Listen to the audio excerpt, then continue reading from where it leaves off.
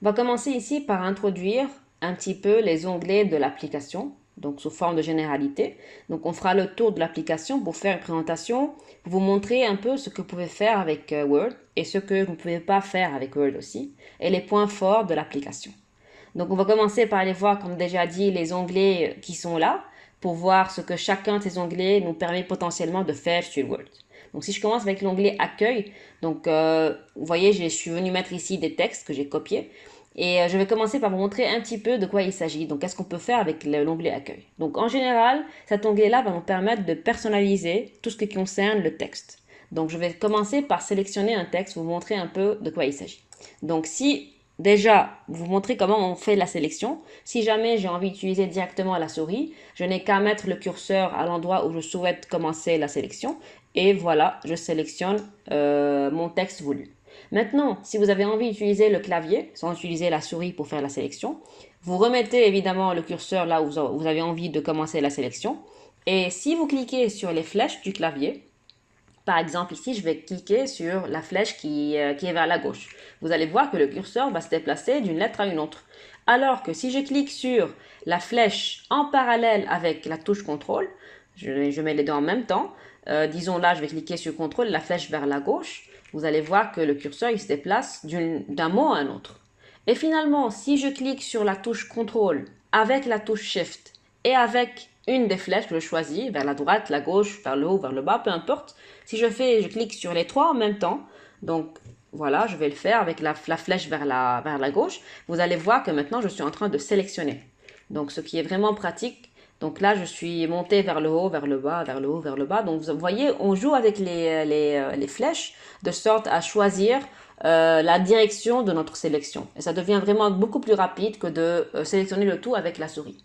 Donc voilà un petit raccourci ou bien une petite astuce pour comment sélectionner votre texte ou bien même des fois vous avez envie de sélectionner quelques mots. Vous n'avez qu'à mettre par exemple le curseur à l'endroit voulu. Vous cliquez sur CTRL SHIFT et puis par exemple je vais uniquement sélectionner ces quelques mots et c'est tout.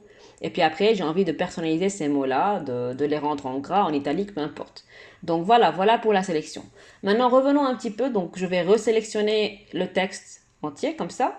Et si on vient ici dans l'onglet Accueil, je peux venir cliquer ici et je choisis la police voulue. Par exemple, vous voyez bien là, lorsque je mets le curseur sur les polices à disposition, vous voyez déjà des aperçus de notre texte. Comment il va devenir au cas où on choisit la police sur laquelle mon curseur est actuellement mis.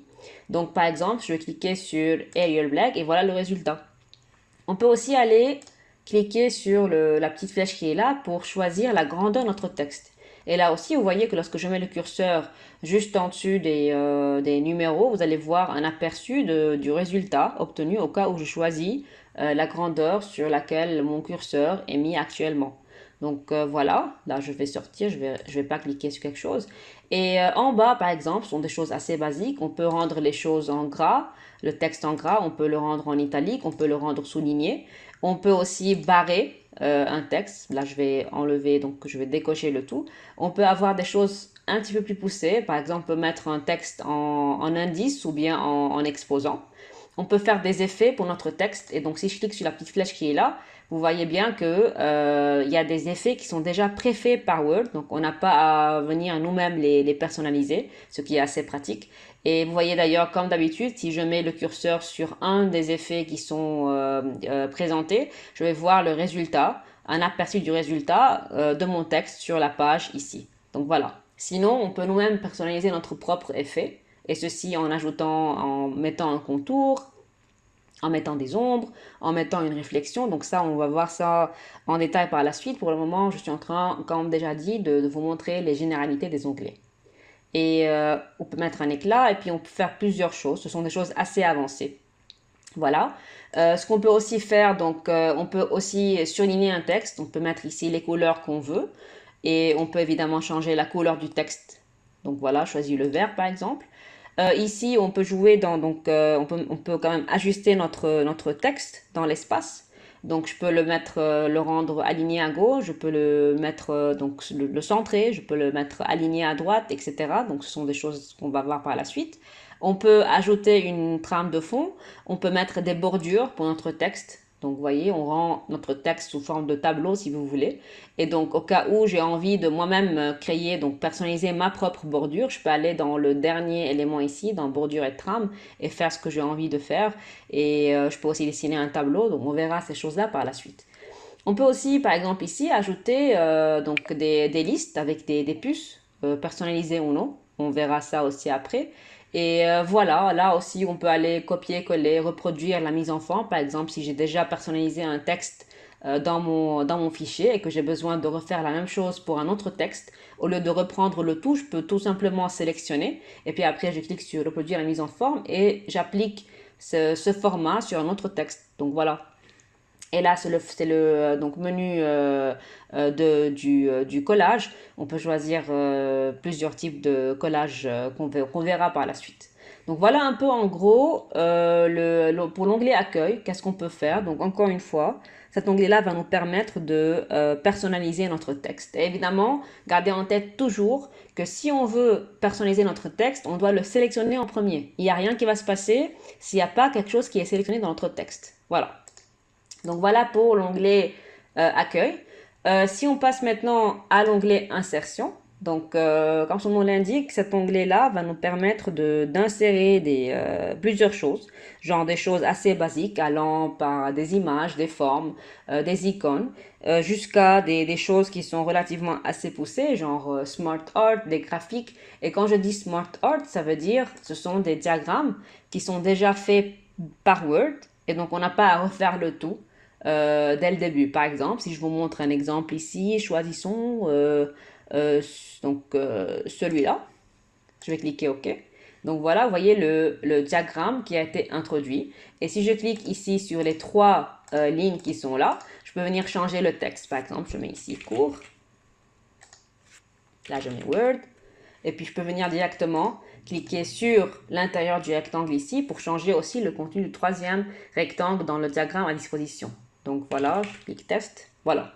Et ce qu'on peut aussi faire, donc si je viens et je sélectionne mon rectangle et je clique sur le bouton droit, je vais dans format de la forme, je vais avoir ici un petit menu qui va s'introduire, je peux venir cliquer sur remplissage et je choisis par exemple une autre couleur. Donc on verra ça en détail par la suite, juste pour vous dire que lorsque vous introduisez un élément dans votre fichier Word et que vous cliquez là-dessus, vous pouvez aller faire un format personnalisé, vous pouvez changer le tout, mais le gros du boulot il est déjà là, ça veut dire que le diagramme a déjà été préfait par Word, mais nous on peut aller changer les couleurs, un petit peu les formes si on a envie, donc on peut faire tout ce qu'on a envie de faire en cliquant sur le diagramme et en allant choisir ici ce qu'on a envie de faire. Et d'ailleurs, à chaque fois qu'on introduit un diagramme, on va toujours avoir un onglet qui va se créer en haut, qui est spécial au diagramme. Donc regardez, si je mets le curseur en dehors, vous voyez bien que les onglets qui sont là ont disparu. Alors que maintenant, si je viens recliquer sur mon diagramme, vous voyez bien qu'il y a deux onglets qui ont été créés. Et d'ailleurs, c'est indiqué ici que ce sont des outils Smart Art. Donc voilà, c'est assez pratique. Tout le temps, lorsqu'on introduit une chose, il y aura toujours des onglets spéciaux pour cette chose-là que je suis venu introduire qui vont m'aider à personnaliser ou bien à changer, à modifier des choses dans l'élément que je suis venu introduire. Voilà. Donc voilà un peu, si je reviens ici à l'onglet insertion, voilà l'outil Smart Art. Ce qu'on peut faire aussi, donc si je descends vers le bas, je mets le curseur ici, je clique sur Enter. Imaginons que j'ai envie d'insérer une forme. Je clique sur l'icône qui est là, je vais choisir un rectangle, je vais le mettre comme ça, aléatoirement. Voilà mon rectangle et vous voyez bien qu'automatiquement j'ai eu un onglet qui s'est créé qui s'appelle mise en forme. Si j'ai envie de le changer sa forme, sa couleur, je peux commencer par exemple à choisir ici le style voulu, je peux choisir le remplissage voulu, je peux choisir si je veux faire un contour ou non. Donc évidemment, je suis en train d'aller un peu vite parce que je suis en train de vous montrer rapidement de quoi il s'agit, mais on verra ces choses-là après en détail. Je peux aussi mettre des effets, par exemple, si je viens et je choisis cet effet-là, vous voyez toujours un aperçu du résultat au cas où vous choisissez l'effet. Voilà. Si j'ai envie, donc ce qui est encore plus intéressant, si j'ai envie de changer la forme, je peux venir cliquer ici. Soit je modifie la forme tout carrément, je choisis une autre forme, par exemple. Vous voyez, ça a changé. Ou bien aussi, ce que je peux faire, je peux modifier les points. Et donc, si je clique sur modifier les points, je vais venir ici, prendre ces points et je peux venir faire ce que je veux avec la forme, la changer comme je veux. Tout dépend des choix ou bien des choses qu'on va devoir faire ou bien développer sur notre fichier.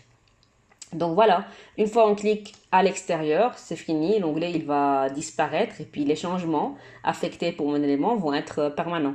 Voilà, si on revient encore à l'onglet insertion, donc voilà, on peut introduire des images, des formes, des icônes, des modèles 3D, des smart art, des graphiques, etc. On peut aussi introduire des vidéos en ligne, mais évidemment, ces choses-là ne vont pas apparaître si jamais on veut imprimer notre fichier. Donc, c'est uniquement pour des fichiers qui vont rester en soft copy. On peut mettre des commentaires et des renvois et des signés. Normalement, ce sont des choses pour lorsqu'on a de très grands fichiers, genre des thèses de doctorat ou bien des livres. On peut mettre des en-têtes et des pieds de page. Donc, lorsqu'on met des en-têtes, c'est principalement, par exemple, pour mettre le titre du chapitre sur lequel on est, ou bien le nom de l'auteur, etc. Pour le pied de page, pareil, on peut mettre le numéro de page, ou bien aussi on peut mettre un petit texte concernant l'auteur, ou bien le chapitre, etc. Donc là, ça dépend chacun selon son choix. On peut introduire le numéro de page, tout carrément. On peut aussi introduire une équation, par exemple. Si je clique ici et que je clique par exemple sur cette équation, la voilà. Et je peux venir tout simplement cliquer à l'intérieur et je peux ajouter un numéro comme je veux. Tout dépend de notre équation qui est à disposition. Voilà. Et si je reviens encore, on peut ajouter des symboles. Donc voilà les symboles ici à disposition. Ou bien aussi on peut cliquer sur autre symbole. Et là on peut choisir, donc il y a vraiment une série énorme de symboles qu'on peut choisir. Ou bien je peux descendre ici avec la liste qui est là. Et on choisit voilà les symboles. Ça dépend chacun s'il y a le besoin. Alors on peut venir ici pour les symboles qui sont vraiment très spéciaux. Et on introduit le symbole qu'on a envie d'avoir. Par exemple si j'introduis ça, je clique sur insérer, fermer. Et voilà mon symbole qui a été introduit ici. C'est l'endroit où était mon curseur avant de cliquer sur symbole. Donc voilà. On peut aussi introduire une signature, tout dépend de notre type de document. On peut aussi mettre des sauts de page. On peut introduire une page de garde pour les mémoires, pour les livres, pour les thèses de doctorat. Tout dépend encore une fois du type du document qu'on a.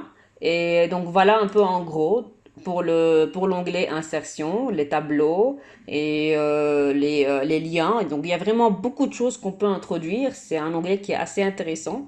Et on peut aller des choses basiques jusqu'à des choses assez intéressantes et assez poussées. Donc voilà pour l'onglet insertion.